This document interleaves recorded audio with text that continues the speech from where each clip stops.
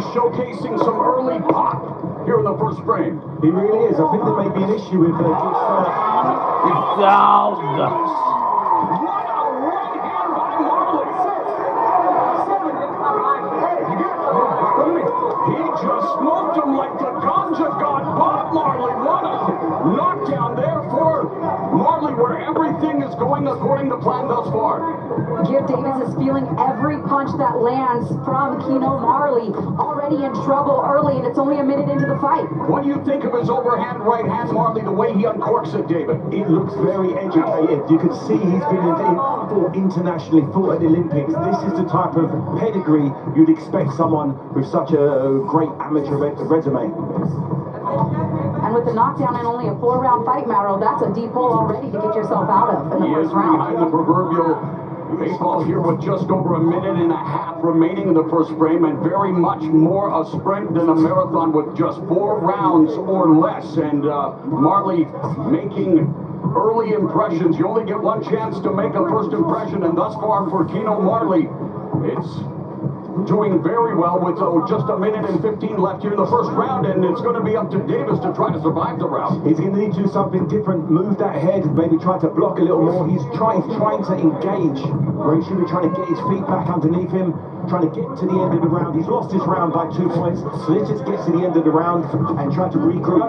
Christina, I really like the way the IQ is already showing from Marley, the way he places his punches upstairs and downstairs, the punch selection. We're seeing it all on display here in just the first 2 minutes of his pro career. And that's not always the case with guys that have such a long amateur career. Sometimes that transition takes a little bit longer because they're used to that amateur style. But what I like the most is how he's going to the body. That's not something that a lot of amateurs do often, and he's varying up the punches and also the placement very well here in round 1. Oh, nice lead right hand, caught Davis again. You'd assume Marley would have 10, 15 professional fights if you look at the way he's paced himself, the punch selection. He looks very comfortable in there. 25 years of age, which is a relatively advanced age to turn pro, but hey, he's a mature young man coming into his man's strength. We know how impressive he is out of the ring, and so far, he's been very impressive inside the ring for his first fight as a professional. Round 1 is over. Time. Referee Samuel Burgos calls for the whistle, not a traditional bell here in Miami. As we begin round 2, and immediately Marley commands the center of the ring with that jab, doubling up on the jab, David. He understands range, he understands distance, and his feet, I'm very impressed with his feet. He's not falling over. Every time he throws combinations, his balance is still there. He's still ready to defend. And Christina brought it up in the first round. Davis, despite being knocked down with the lethal right hand, still not taking his head off center line, and is there right for the right hand of Marley, which is paying dividends. It really is. He needs to do something different. What we tried in that first round didn't work. He's trying a little bit more lateral movement now, but when he comes in for attacks, as you said, his head is staying on the line. Well, what he shouldn't do is continue to circle to his left, right into the right hand of Keno Marley. He should be moving, Gibb Davis should be moving to his right, away from that lethal weapon of Keno Marley. I think he's completely circling the wrong way. In the second, and Marley continues to stalk Davis. Davis doubles up on the jab, but not the same body language, and that overhand right. He pronated the punch, but the high guard blocked it for Marley. Marley now has him. Maybe looks into a trap in the corner, and again, this is his pro debut. Look at the fade, looking to get Davis to fight down for that right hand. I really like what Marley's doing here. The fact that he's comfortable enough to go back to the ropes, put his hands up, and allow the gift to try to unload, to look for a counter punch, shows experience, shows he's comfortable in this professional arena. There was a good right hand landed from Gibb there as he continues to circle on, but he really hasn't given Marley much in return to think about, Mauro. And knowing Marley going downstairs with the body shot, and there was a right uppercut, the right hand again, and he's really throwing that right hand with bad intentions. Momentarily before Davis escapes, but continues to find himself in trouble against the debutante. Less than a minute left in the second round. Referee Samuel Burgos getting them to break. And Davis looking to catch a break. And by the way, yes, he prefers to be known as Gift, but so far he's getting that proverbial lump of coal in his stocking from Keno Marley, guys. We'll be here all night with the holiday references on throughout Hanukkah and Christmas. Kwanzaa. Whatever you celebrate. Right now, Keno Marley is celebrating a spectacular pro debut that came a little bit longer than he would have wanted. Oh, beautiful.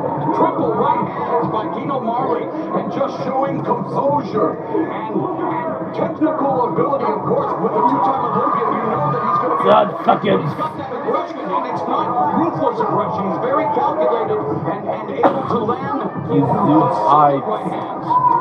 It's not a traditional amateur style that he has. Sometimes when people have been to Olympics, they have traditional.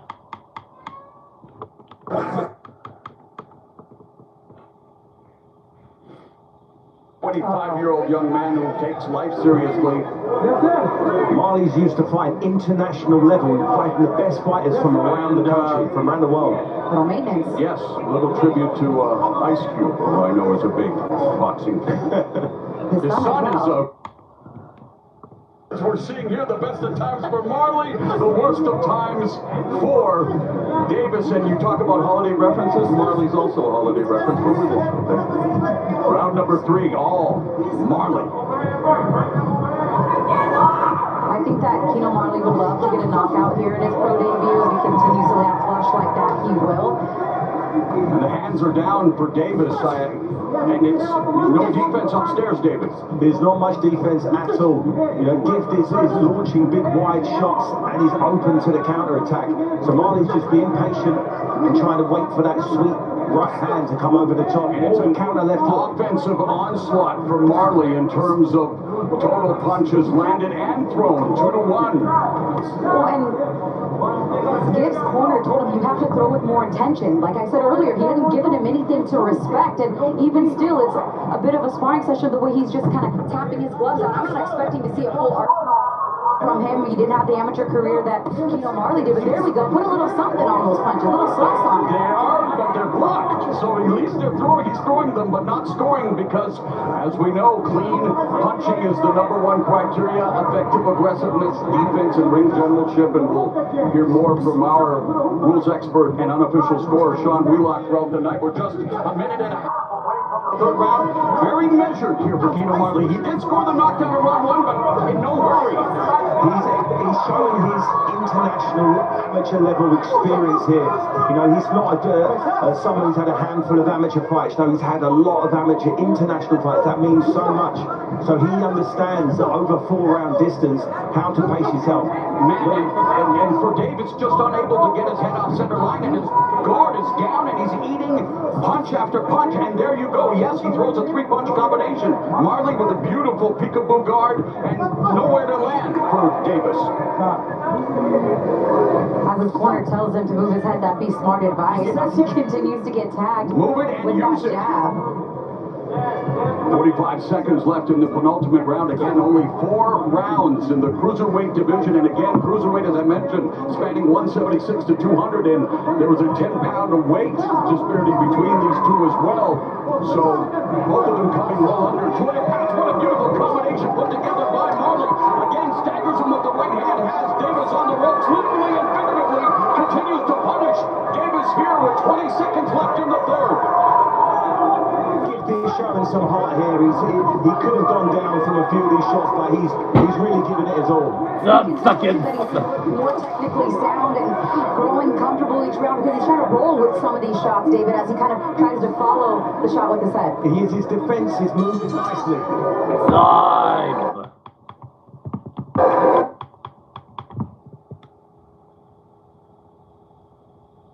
For Gift Davis Jr., 4th and final round.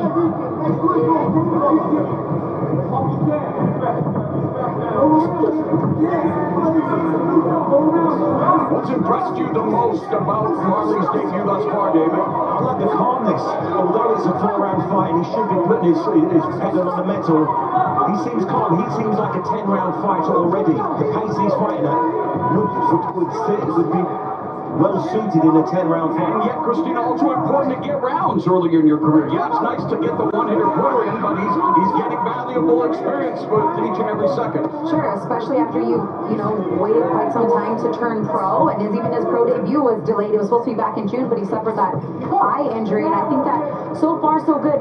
We're going to continue to watch his career evolve. Maybe he'll sit down on those shots a little bit more, kind of straight up and down for me if I'm nitpicking something, but really a complete fighter, in my opinion, this early in his career. And now he's landing with the left hand as well, switching stances to southpaw Marley. So he's showcasing a little bit of everything here against Gift Davis Jr. He's landed some big shots on the chin. Good counter left hook upstairs by Marley. If I was Marley, I'd want more of a reaction when I land my right hand with all my might on my opponent's chin. He got one knockdown in the first round, and since then, there doesn't seem to be that one-punch knockout power. Maybe that's something that's going to develop later on throughout his career. Numbers don't always tell the whole story, but safe to say the stats back up what we've seen thus far in the opening preliminary bout here. As we get ready to go live at 8 Eastern, 5 Pacific on Netflix with Judgment Day. Jake Paul versus Anthony Joshua. Marley feeds Davis a straight uppercut, and now Marley, not respecting the power, Davis hands are down and beginning to feel himself a little bit. I did like the way Marley clinched there. You'd expect him to want to keep working. He's a guy who's in control. He's fighting someone he believes and who he is superior to. He should let his hands go and really try to get the Gift out of there. Final minute of action here in the fight. Again, landing that right hand at will. Setting it up off the jab. Let's go. All right, stop. Let him go, Rick. Get back, gentlemen. Let's go. The jab has been an instrumental weapon of landing Davis 33-6 in that department, destroying him in power punches, 68-18 total, and it's been one-way traffic for 25-year-old Kino Marley. Scored a knockdown in the first round, has shown some composure, has shown some ring IQ, and has shown where there can still be obviously plenty of improvement. No doubt about it. He's landed so many clean shots, but I would like to see more of a reaction in his opponent. Maybe he needs to put 3 or 4 together. He's looking for one shot. He's not clearly Some fucking punch knockout specialist to put 3 or 4 together. Marley, confident, doing a bit of a Roy Jones Jr. impression there with his hands, but Marley should be getting time. Such a scorecard time. It's so important. Think about 120 losses as well. Playing with tough and experienced. Did you make it a full Experience. I was happy with. to tell the story? We're telling the story, but it's up to the 3 judges here in Florida to tell the only official story.